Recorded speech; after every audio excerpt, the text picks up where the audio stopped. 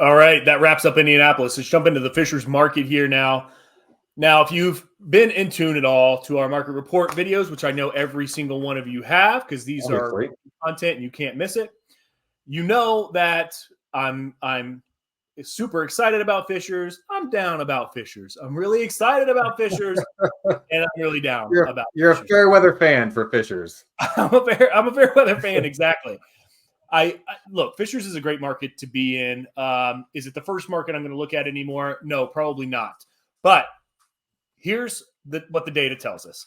Active homes in the market right now. We've got 105 active homes with an average rent right now at $21.50. It's up 2.38%. Now here's the kicker. Average days on market, 78. That puts us up 50% from the prior month. The month that I got excited again. I'm gonna now. It's like the stock market, you know. You don't know what's going to happen. Is it going to go up? Is it going to go down? Some of these other markets, I feel a little bit more are predictable. Fishers is becoming one of those markets. It's becoming a little bit harder to predict. Now, one thing's for sure, I do believe it's a strong appreciation play. I mean, if we're looking at the average sales price for the investor point of view, you're up 6% month over month. The appreciation play is definitely here. But is it the first place I'm looking at to put my investment dollars? Probably not right now. And I do want to remind you, we've got several properties in the Fishers area. It's a great rental market, solid school systems. And that's going to be the theme of this market reports video as we get into other market areas too. It's going to be a very similar theme. Very good school systems that are going to drive these strong markets.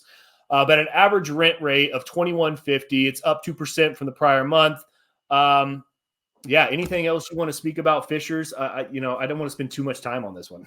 No, other than just to kind of echo what you were saying is that, if you were looking to place new dollars, this is probably not the best play unless you're looking for a super safe place, which is going to have appreciation. You're going to attract good renters. And so the risk is really, really low for purchasing an investment property here. This is a safe place to put your money.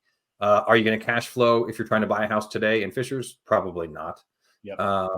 If I owned a home, or if you bought a house, 3 or 5 years ago, you're probably loving it. Or if you're thinking about moving out of your house that you have and you've owned it for a couple of years, this is a great place to turn an existing home that you've owned for several years into a rental. But to purchase new, a little bit tough.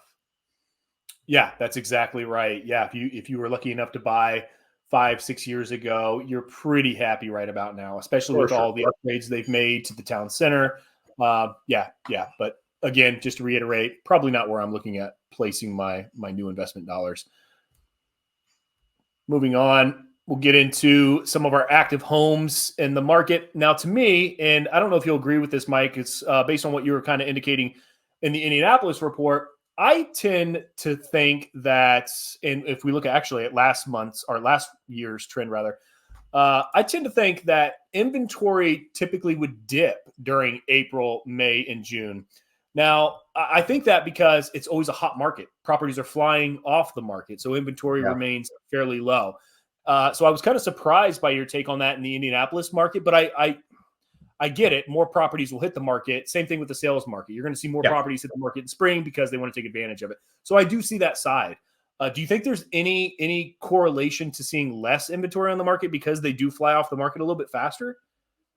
I see your point. I would say if we tracked something called absorption rate, that would probably, and that's how much inventory is on the market, as compared to demand. So I would think that would maybe trend lower in the June, July, and August, which would be to your point. But I think it's just sheer volume of number of homes hitting the market and just the transactions are just so much more in the summer months. So I think to your point, you're probably speaking more of absorption rate versus just number of homes on the market. You're absolutely right. Yep, you're absolutely right.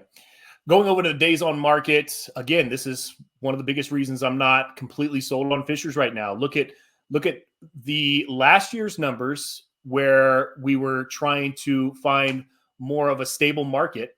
We're at 78, where in March last year, we were at 42 average days on the market. So again, I'm not sure if it even bears repeating, but if you're looking at placing new investment dollars, I'm not sure if Fishers where I'm looking. But overall, a great market. If you have a property there, if you already currently own a property and you're thinking about putting it on the market, absolutely. It's an amazing rental market, high quality tenants, low vacancy, very low turnover costs typically in the Fishers area. If you have a property and you're moving out of state, you want to maintain your low interest rate, absolutely put it on the rental market. But if you have new investment dollars, you might be looking at some of these areas we're about to get into. Yep. So unless you have anything else to say, I'm going to jump into